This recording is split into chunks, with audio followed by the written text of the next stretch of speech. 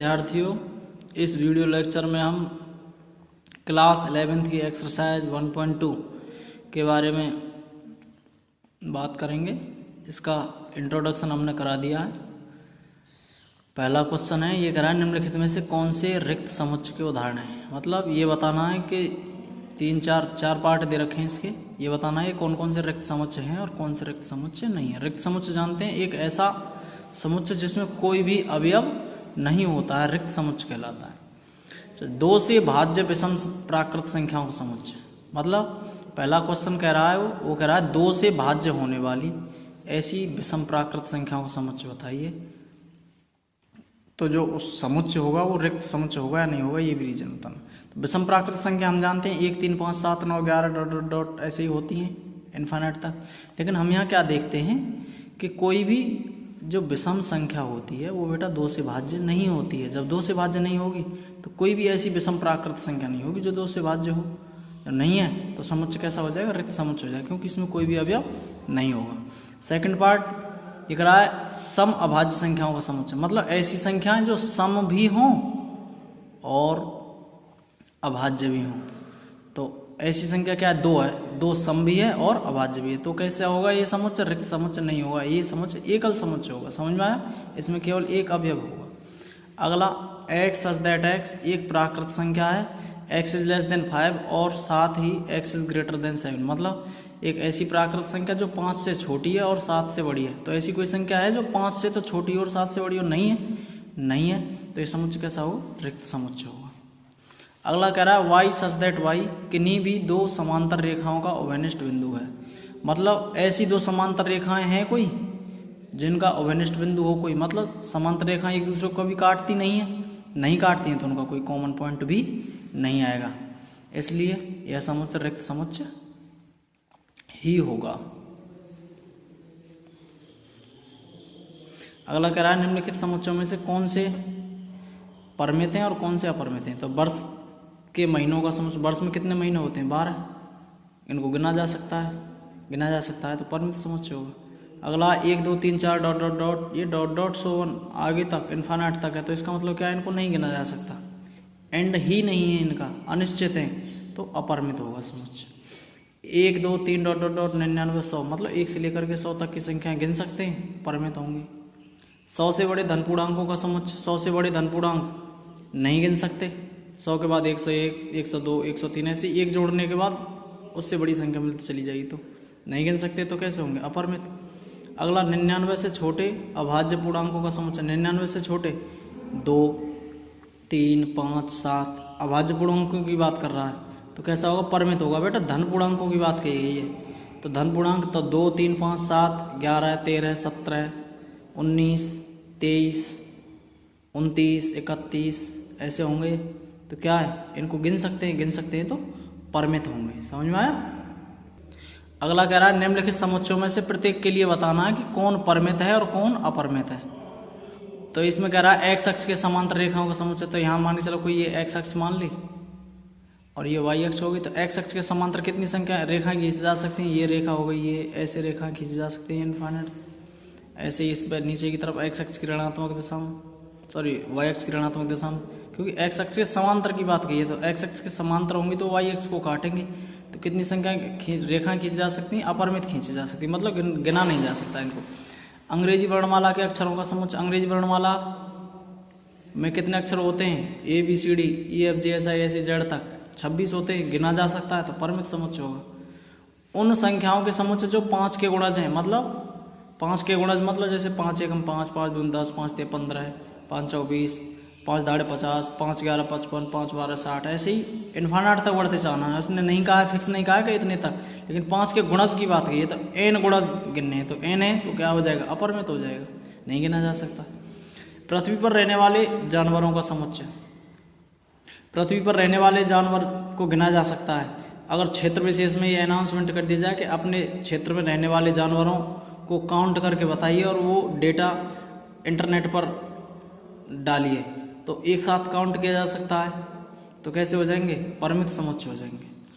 अगला मूल बिंदु 0,0 से होकर जाने वाले वृत्तों का समुच्चय, तब मूल बिंदु से होकर जाने, जैसे ये मूल बिंदु, ये रहा मूल बिंदु, मूल बिंदु से होकर जाने वाले व्रत, एक व्रत हो गया, दूसरा व्रत हो गया, ऐसे ही अन्य व्रत ऐसे बढ़ते जाएंगे। तो बहुत सारे व्रत खींच सकते हैं, तो इनको गिना नहीं जा सकता। कैसे हो जाएंगे? अपरिमित हो जाएंगे। समझ में आया? अगला ये कह रहा है कि निम्नलिखित में बतलाइए कि ए बराबर बी है या नहीं।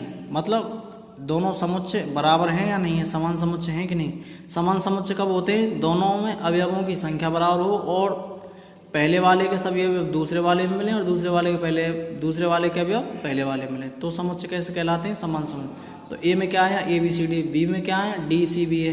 तो दोनों समुच्चय कैसे हो जाएंगे? समान समुच्चय। समझ में आया? अगला ए में क्या दे रखा है? 4 8 12 16 और बी में क्या दे रखा है? 8 4 16 18। तो क्या है यहाँ? ए और बी दोनों बराबर नहीं। क्यों नहीं? देखो 4 8 16 तो मिल रहे हैं, 4 8 16 तो मिल रहे हैं, लेकिन इसमें 18 है, इसमें 16 है, इसलिए A is not equal to B. ऐसे ही तीसरा वाला पार्ट दे रहा है, ये कह रहा है ए बराबर 2 4 6 8 10 और बी बराबर एक्स सच दैट एक्स सम धन पूर्णांक है और X is less than equal to 10। तो बी की वैल्यू कितनी हो जाएगी? सम धन पूर्णांक की बात की तो सम होना चाहिए और धनात्मक पूर्णांक होना चाहिए जिसकी वैल्यू 10 से छोटी है उसके बराबर। तो 2 4 6 8 10 हो जाएगी। तो यहाँ क्या देख रहे हैं? ए और बी में दोनों में अवयवों की संख्या बराबर है और अवयव भी आपस में बराबर है, अर्थात ए सबसेट बी का और बी भी सबसेट ए का है। मतलब ए के सभी अवयव बी में मिल रहे हैं। तो समुच्चय कैसे हो जाएंगे? समान समुच्चय। तो ए इक्वल टू बी। समझ में आया? अगला है A equal to X such that X संख्या 10 का गुणज है। 10 का गुणज मतलब 10 का पहाड़ा पढ़ देना। 10 से कम 10 10 दून 20 10 3 30 10 4 40 एन टर्म तक, मतलब एन पदों तक। और बी में क्या दे रखा है? 10 15 20 25 30 का एक गुणज है। तो क्या देखते हैं कि इसके कुछ एलिमेंट इसमें नहीं मिल रहे हैं। इसमें 40 है, इसमें 40 नहीं है, इसमें 15 है, इसमें 15 नहीं है, इसमें 25 है, इसमें 25 नहीं है। तो दोनों समुच्चय आपस में बराबर नहीं होंगे, अर्थात समान नहीं होंगे। आगे बढ़ते हैं। क्वेश्चन नंबर 5 ये कह रहा है क्या निम्नलिखित समुच्चय युग्म समान है? कारण सहित बताइए। समान समुच्चय भी बताएं। समान समुच्चय कब होते हैं? जब दोनों में अवयवों की संख्या समान हो और अवयव एक दूसरे से मिलते हों। तो ए बराबर तो 2 3 दिया है और बी बराबर कहा है उसने एक्स सच दैट एक्स समीकरण X square plus 5x plus 6 equal to 0 का एक हल है। तो X square plus 5x plus 6 equal to 0 इसका हल करेंगे, इसके फैक्टर करो।